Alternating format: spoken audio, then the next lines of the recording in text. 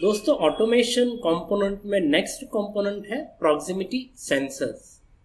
Proximity का मतलब होता है किसी चीज के आसपास का जो एरिया है उसे प्रॉक्सिमिटी बोलते हैं। ठीक है, मतलब अगर मैं कहीं पे बैठा हूँ और मेरे नज़दीक में कोई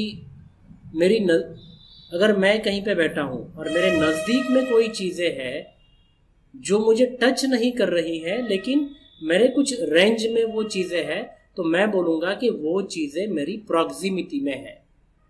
आप मान लो कि कोई एक गर्म लोहे का रॉड है जो धीरे धीरे आपके हाथ की तरफ कोई लेके आ रहा है, तो एक डिस्टेंस ऐसा होगा जहां पे वो रॉड अगर आपके हाथ के नज़दीक भी आ रहा है तो भी आपको उसकी हीट जो है वो सेंस नहीं होगी।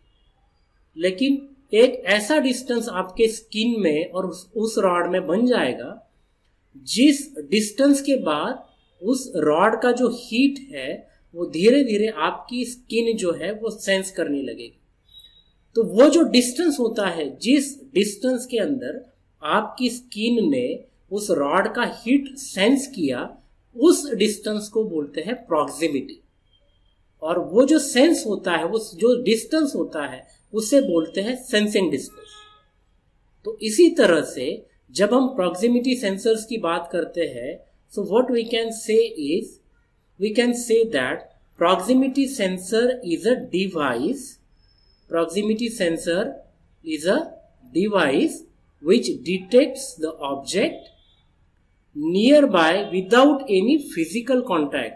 तो ये ऑब्जेक्ट डिटेक्ट करने के लिए किसी भी फिजिकल कॉन्टैक्ट की जरूरत नहीं है, up to a nominal range. मतलब जो एग्जांपल हमने देखा उस एग्जांपल में मान लो कोई अगर 4 फुट से वो हीट गरम रॉड आपकी तरफ लेके आ रहा है, तो हो सकता है 4 फुट के डिस्टेंस से आपका जो स्किन है वो उस रॉड की हीट को सेंस नहीं कर पाएगा। लेकिन अगर वही डिस्टेंस 1 फुट का हो गया या 1 फुट के अंदर आ गया तो धीरे धीरे उसका जो हीट है वो आपकी सेंस कर पाएगी। तो ये जो डिस्टेंस होता है ये एक नॉमिनल रेंज होती है, जिस रेंज के अंदर आपका सेंसर किसी चीज को डिटेक्ट करता है। उसी चीज को सेंसर्स विसिनिटी भी बोला जाता है। ठीक है, in brief what we can say is, we can also say that the sensors which converts information of the movement or presence of an object into an electrical signal is called as a proximity sensor। मतलब मान लो कि जो heated rod था तो उसमें heat है, ये sense करने के बाद अगर कोई सेंसर उसने जो सेंस किया है उस चीज को अगर इलेक्ट्रिकल सिग्नल में कन्वर्ट करे तो इसको बोलते हैं प्रॉक्सिमिटी सेंसर्स। तो प्रॉक्सिमिटी सेंसर्स जो है इसमें different type of proximity sensors है। जो first type of proximity sensor है वो इंडक्टिव सेंसर है, सेकंड है वो मैग्नेटिक सेंसर है, थर्ड कैपेसिटिव सेंसर है, फोर्थ ऑप्टिकल सेंसर है और फिफ्थ अल्ट्रासोनिक सेंसर है। तो पहले हम देखते हैं इंडक्टिव सेंसर क्या है। Inductive proximity sensors are widely used in modern high speed process control environment for detection, positioning and counting of a ferrous and non ferrous metal object. ये बहुत इंपॉर्टेंट है। तो इंडक्टिव सेंसर कहां पे use किया जाता है? इंडक्टिव सेंसर यूज किया जाता है जहां पे आपको ऑब्जेक्ट का डिटेक्शन करना है, ऑब्जेक्ट प्रेजेंट है या नहीं ये डिटेक्ट करना है, उस ऑब्जेक्ट का पोजीशन डिटेक्ट करना है या ऑब्जेक्ट को काउंट करना है। तो उस केस में आप इंडक्टिव सेंसर को यूज कर सकते हो। लेकिन ऑब्जेक्ट जो आपका है वो किस टाइप का होना चाहिए? ऑब्जेक्ट आपका एक तो फेरस या नॉन फेरस मेटल ऑब्जेक्ट होना चाहिए। इसका मतलब इंडक्टिव सेंसर यूज करके आप फेरस या नॉन फेरस मेटल ऑब्जेक्ट छोड़ के अगर कोई चीजें हैं तो उसको डिटेक्ट नहीं कर सकते। मान लो आपको प्लास्टिक डिटेक्ट करना है, या मान लो आपको वुड डिटेक्ट करना है, या मान लो आपको ग्रैन्यूल्स डिटेक्ट करना है, तो उस केस के लिए आपको अलग टाइप के प्रॉक्सिमिटी सेंसर्स यूज करने पड़ेंगे। ठीक है, due to the method of construction and superior performance of the inductive sensors they are increasingly used to replace the traditional limit switches. तो प्रॉक्सिमिटी सेंसर क्या कर रहा है, जो पहले ट्रेडिशनल वे में लिमिट स्विचेस का यूज होता था, उस लिमिट स्विच को यूज करके अब लोग क्या करने लगे हैं, प्रॉक्सिमिटी सेंसर्स को यूज करने लगे हैं। और उस प्रॉक्सिमिटी सेंसर्स में पहला टाइप जो है वो क्या है, इंडक्टिव सेंसर है। दस upgrading speed and reliability of the existing machinery. इससे क्या हो रहा है, जो आपका एग्जिस्टिंग मशीनरी था, उस एग्जिस्टिंग मशीनरी का ऑटोमेशन का स्पीड तो बढ़ ही रहा है, लेकिन उसके साथ साथ ही क्या हो रहा है, रिलायबिलिटी भी बढ़ रहा है। ठीक है, तो ये तो हो गया इंडक्टिव प्रॉक्सिमिटी सेंसर। जो हमने देखा, इंडक्टिव प्रॉक्सिमिटी सेंसर किस चीज के लिए यूज किया जाता है, ये यूज किया जाता है मेटल, जो आपका फेरस मेटल है उसके लिए। ठीक है, मतलब फेरस और नॉन फेरस मेटल छोड़ के अगर कोई मटेरियल है तो उस चीज के लिए इंडक्टिव सेंसर यूज नहीं किए जाएंगे। तो अगर ये ferrous and non ferrous material sense करने के लिए ये सेंसर यूज होते हैं, तो इसका ऑपरेटिंग प्रिंसिपल क्या है ये जानना बहुत जरूरी है। तो इसका ऑपरेटिंग प्रिंसिपल क्या है, इंडक्टिव प्रॉक्सिमिटी सेंसर्स जो होते हैं, they respond to the ferrous and non ferrous material object. ये कैसे रिस्पॉन्ड करते हैं, पहली बात तो क्या होता है, कोई भी जो प्रॉक्सिमिटी सेंसर होता है ना, उस सेंसर में दो पार्ट होते हैं। पहला पार्ट रहता है जो सेंस करता है, ठीक है, और दूसरा पार्ट होता है जो जिस चीज को सेंस किया है उसके बाद वो उस चीज को रिस्पॉन्ड करता है। ठीक है, पहला चीज क्या करता है, सेंस करता है, दूसरा चीज क्या करता है, रिस्पॉन्ड करता है।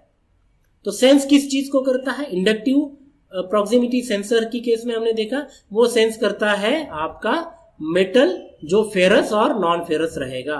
ठीक है, उसको सेंस करता है। तो सेंसिंग की केस में क्या होता है ना, इंडक्टिव सेंसर्स में जो सेंसर होता है वो एक टाइप का जो होता है ना, वो होता है ऑसिलेटर सर्किट। क्या होता है, वो एक टाइप का ऑसिलेटर सर्किट होता है जो इसका सेंसिंग पार्ट है। और आउटपुट जो पार्ट है वो उसका होता है स्विचिंग डिवाइस। वो क्या होता है, स्विचिंग डिवाइस। ठीक है, तो स्विचिंग डिवाइस क्या होता है, आइदर ट्रांजिस्टर होता है या थायरिस्टर होता है। तो यहां पे इंपॉर्टेंट चीज क्या है, देखो, अगर स्विचिंग डिवाइसेस या जो हमने बोला था जो चीज रिस्पॉन्ड करती है उसी चीज को यहां क्या बोलते हैं, स्विचिंग डिवाइस भी बोलते हैं। ठीक है, स्विचिंग डिवाइस। तो स्विचिंग डिवाइस आपका क्या है, एक तो ट्रांजिस्टर है या थायरिस्टर है। ओके, तो इंटरव्यू के पर्सपेक्टिव से आपको ये जानना बहुत जरूरी है, इंटरव्यू के पर्सपेक्टिव से आपको ये जानना बहुत जरूरी है कि ट्रांजिस्टर और थायरिस्टर का वर्किंग प्रिंसिपल क्या है, थायरिस्टर और ट्रांजिस्टर कैसे वर्क करते हैं। ठीक है, तो इसका ये ट्रांजिस्टर थायरिस्टर ये तो आपके इंजीनियरिंग का पार्ट हो गया। ठीक है, तो आपके इंजीनियरिंग के बुक्स निकालो, how transistor works, how thyristor works, इस टॉपिक्स को आप रिवाइज कर लेना और इंटरव्यू के पर्सपेक्टिव से आपका अंडरस्टैंडिंग जो है वो क्लियर कर लेना। ठीक है, अब जैसे मैंने बोला कि आपका जो इंडक्टिव सेंसर होता है, उस इंडक्टिव सेंसर में दो पार्ट होते हैं और वो दोनों पार्ट को जो है ना एक केस के अंदर, मान लो ये केस है, उस केस के अंदर एक पहला जो था वो आपका सेंसर था, ठीक है, और दूसरा जो था आपका स्विचिंग डिवाइस था। ये दोनों एक केस के अंदर जो है असेंबल्ड रहते हैं।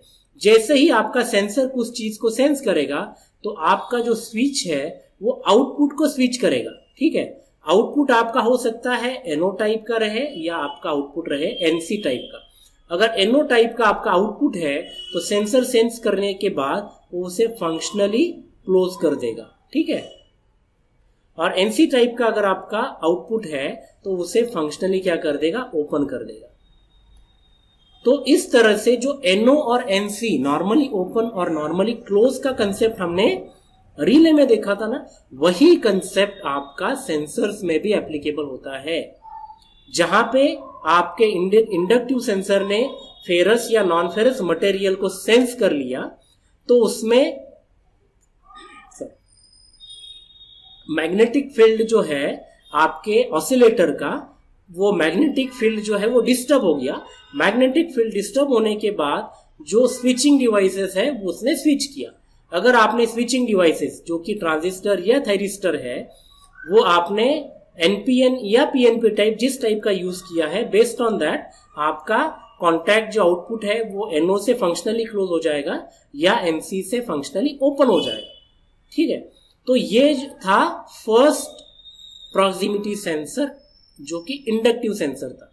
अब इसका प्रैक्टिकल वर्किंग कैसे होता है, ये जब हम लोगों का प्रैक्टिकल सेशन होगा इंडक्टिव सेंसर का, उसमें हम देखेंगे कि इंडक्टिव सेंसर प्रैक्टिकली काम कैसे करता है।